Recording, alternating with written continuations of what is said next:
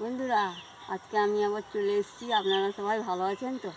এই যে দেখুন, আনাজ নিয়েছি, সব কিছু আনাজ, বেগুন, আলু, ঢেঁড়স, কুঁদরি, সব কিছু আনাজ নিয়ে এসেছি। এই আনাজ দিয়ে আজকে রান্না করব।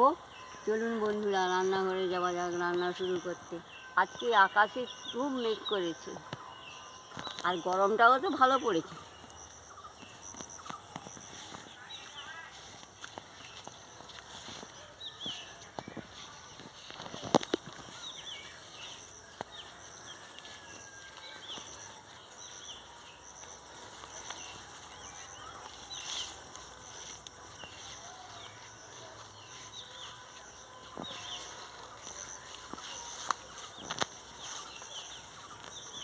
আনাজটা কেটে ধুয়ে নিয়ে এসেছি, এবার আমি রান্না করব।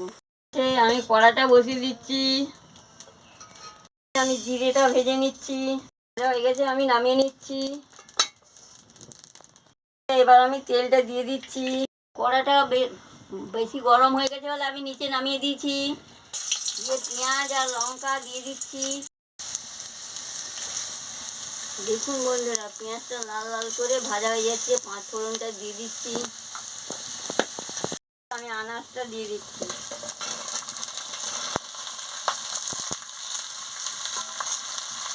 দিয়ে ভালো করে নাড়িয়ে দিচ্ছি। গুঁড়োটা দিয়ে দিচ্ছি।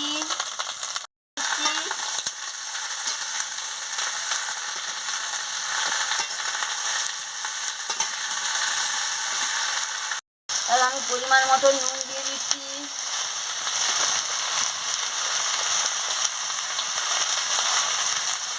দিয়ে ভালো করে আনাজটাকে কষিয়ে নিচ্ছি।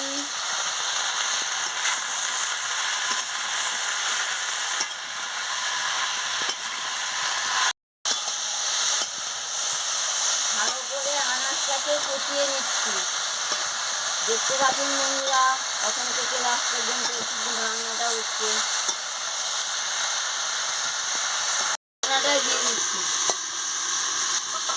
এবার আমি ঢাকনাটাকে খুলে নিচ্ছি। খুলে নিয়ে ভালো করে আনাজটাকে আর একটু কষিয়ে নিচ্ছি।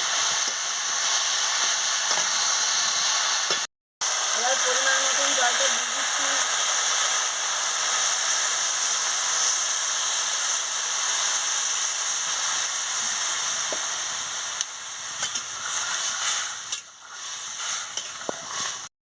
দিয়ে দিচ্ছি,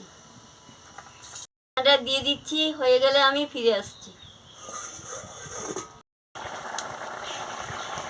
জিরের গুঁড়োটা দিয়ে দিচ্ছি, জিরেটা গুঁড়ো করে রেখেছিলাম, দিয়ে দিচ্ছি।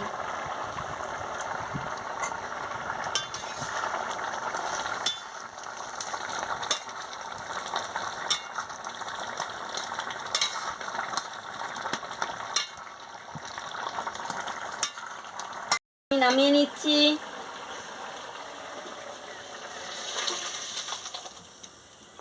বন্ধুরা, এইভাবে সব আনাজ, এরকম আনাজ দিয়ে, সব রকম আনাজ দিয়ে রান্না করে খাবেন, খুব ভালো লাগবে।